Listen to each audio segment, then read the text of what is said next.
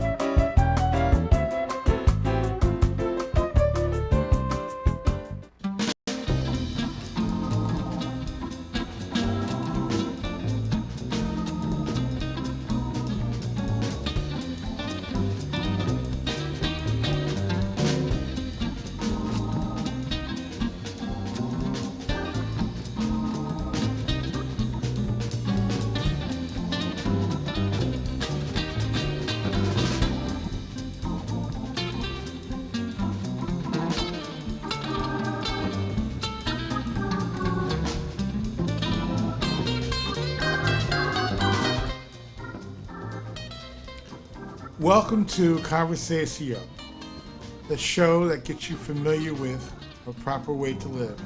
I'm your host, Prince Lee, and today's show is the purpose of the conversation, why become verse.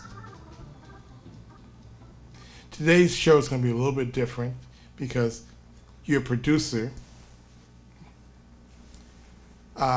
wasn't able to reschedule some guest, and he appointed your own Prince Lee as guest for today's show.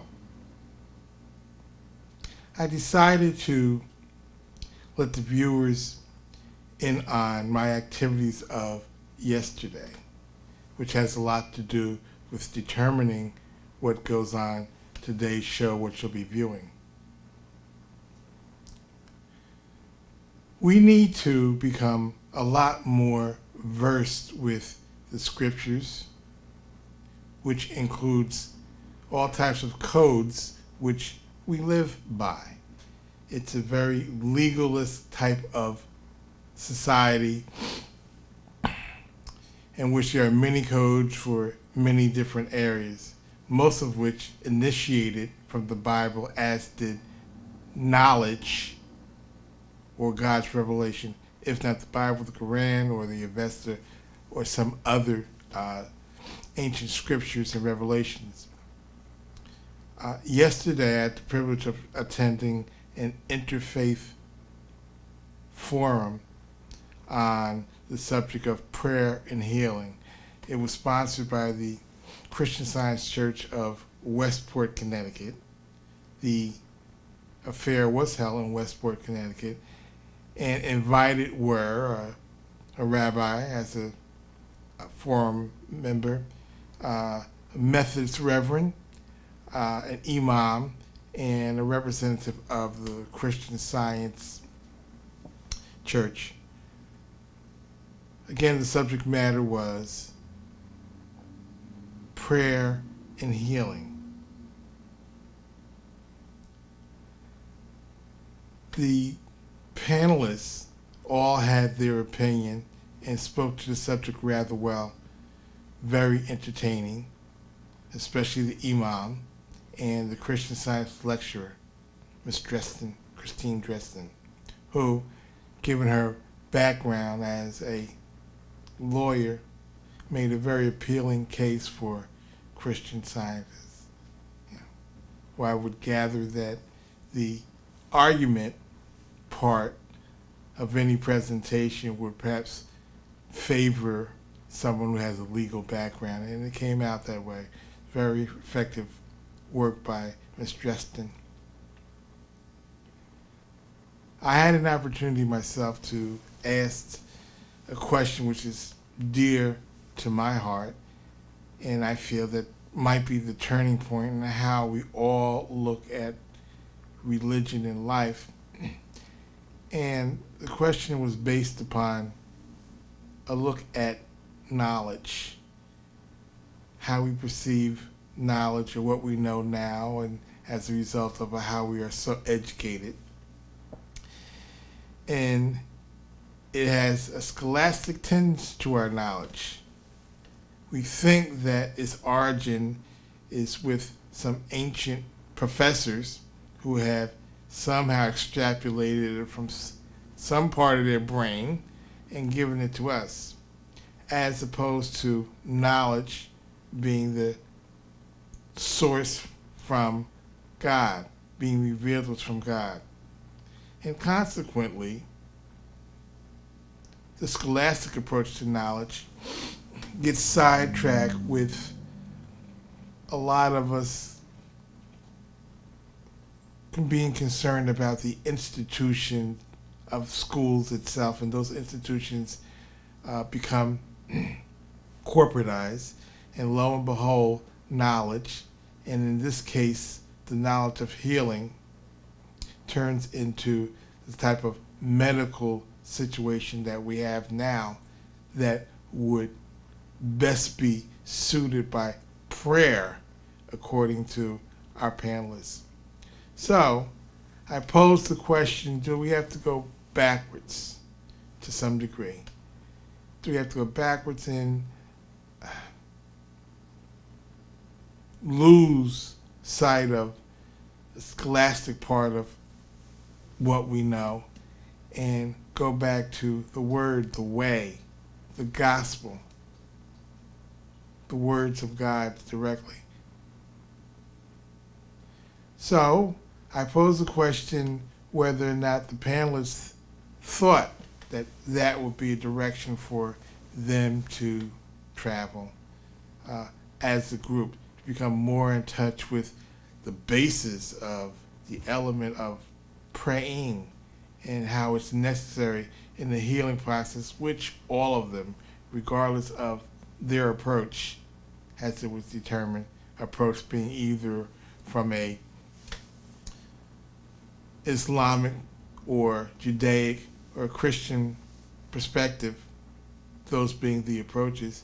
So regardless of the approaches, the agreement was that prayer is an element in effective healing.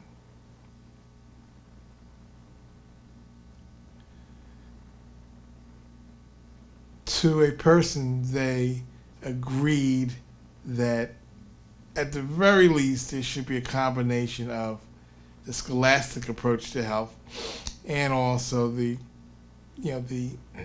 virtues of prayer when it came to health.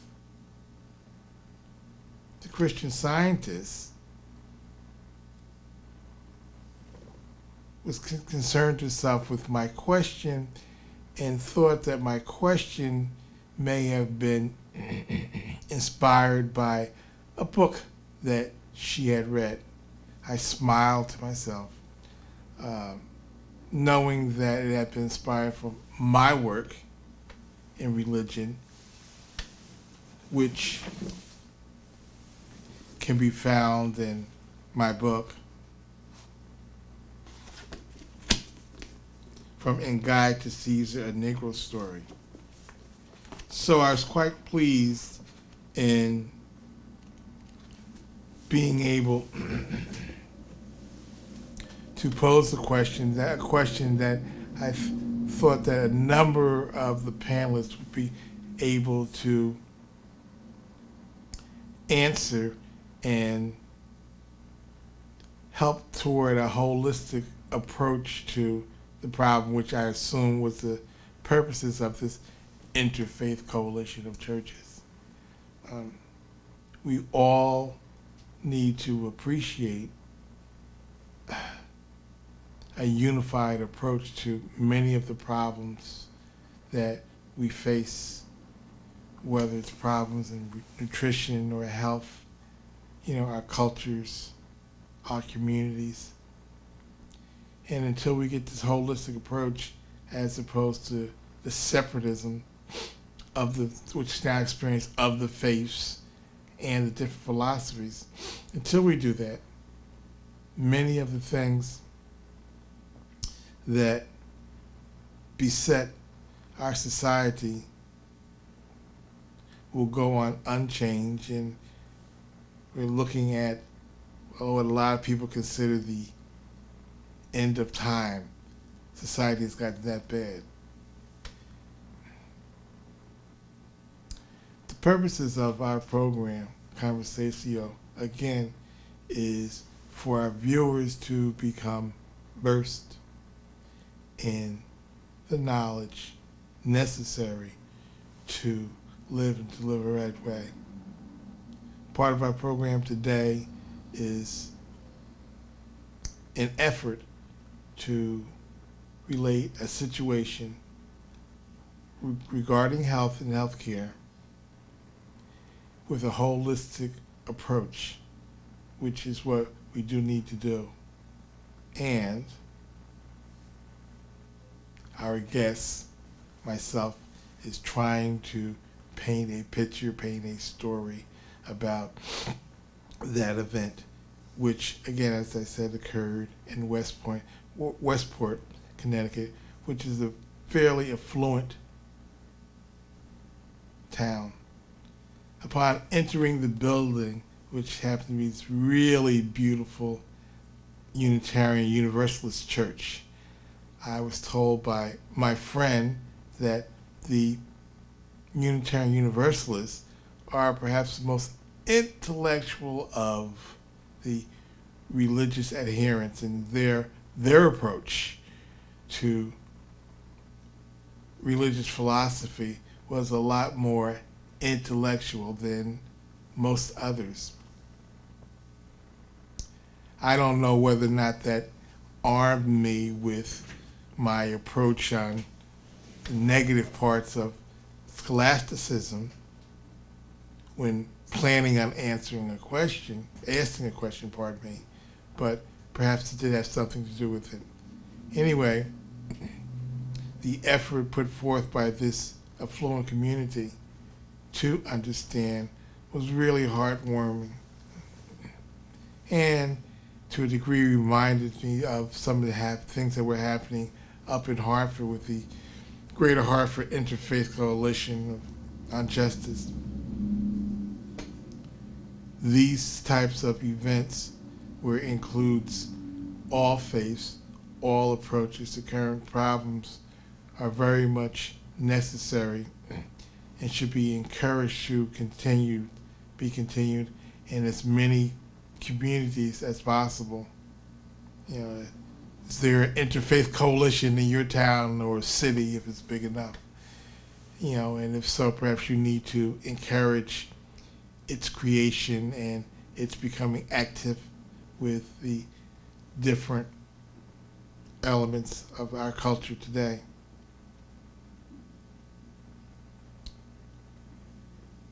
Many times, we think that there are just so many problems that we need solutions to. And we stumbled at how to go about it. What practice do we use to solve a problem of crime, of drug abuse, domestic violence? What's the approach? How do we go about it?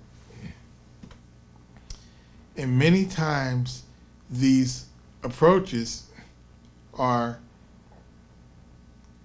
hidden, or we're not really versed in that because they are covered in school or college subjects, where, you know, a sociology major is versed in a number of plain social techniques and practices that they know about, and we as the average citizens don't find it necessary. You know, we have our way of doing things, which kind of like leads into the whole problem of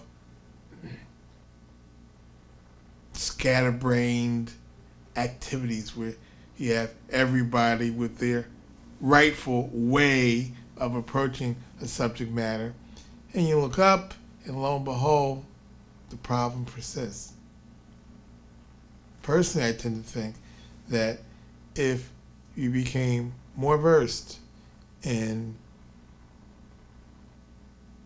the actual practice that might be needed to solve a problem, that you might go a long way in understanding why the quote-unquote establishment seems to be working against you, and exactly what are they doing.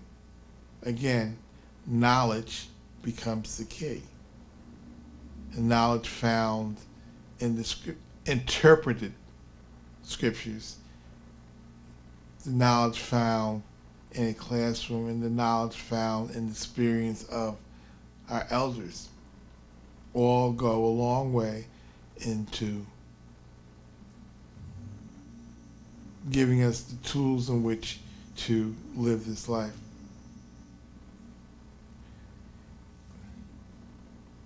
It isn't very easy to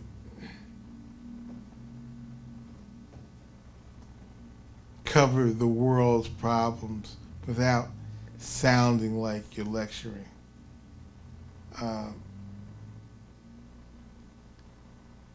Yesterday, I was given a rare opportunity to air out some of my thoughts.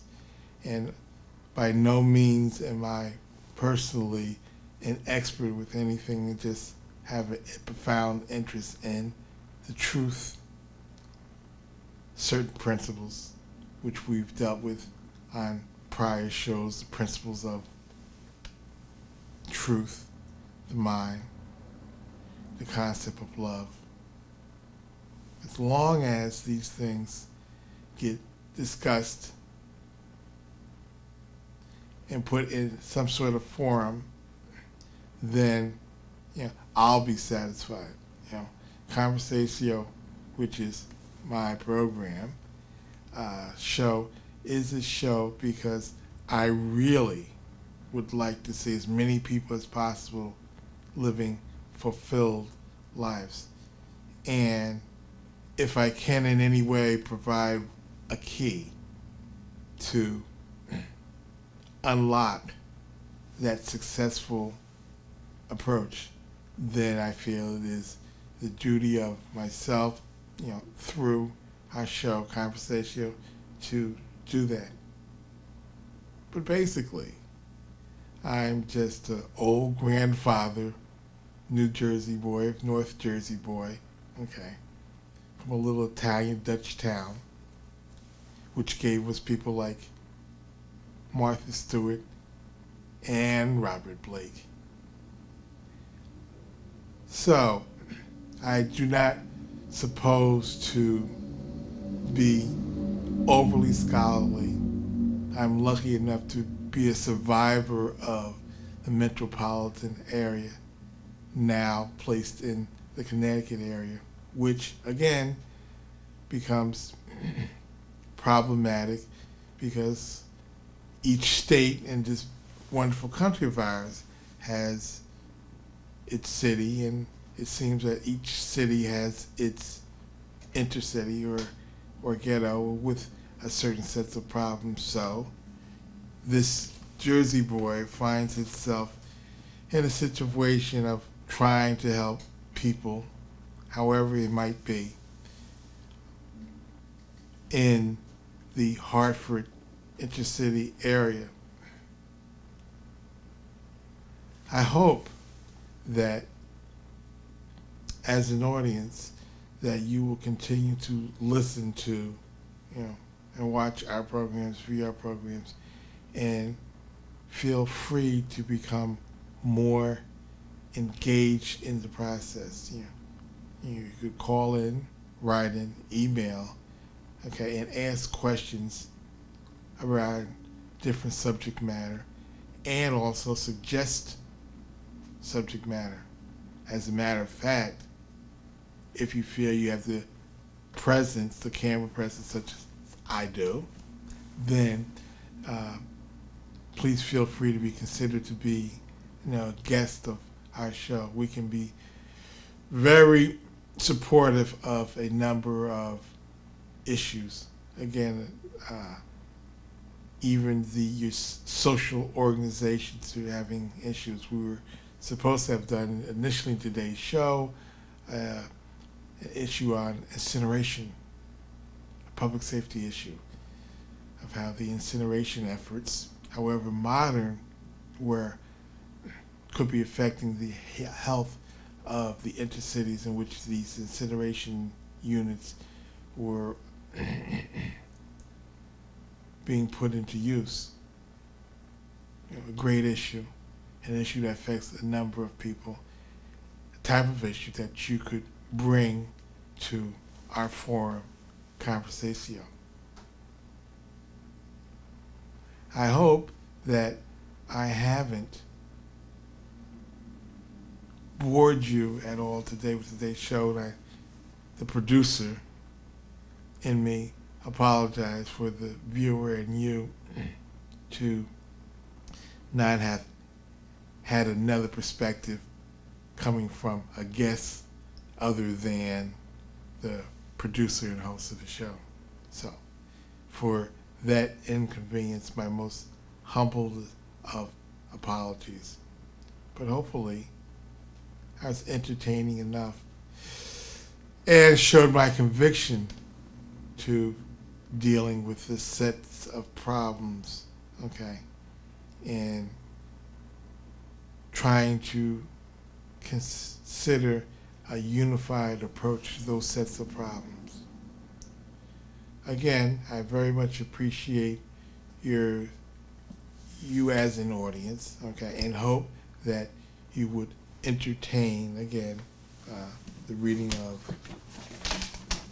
my book, From Nfgai to Caeesar, a Negro story. It's written under my pen name, McCauley and Dante, but it's a good read, and it's an all-inclusive read about, again, different approaches about Islam, about Christianity, about the Hindu scriptures. Again, with the holistic approach. Again, with becoming more versed in the revelations of God, which is your mandate. Become more versed. You need to. Thank you very much for your attendance as an audience. And until next week, when we just might be bringing you a show on Christian Science. Thank you very much.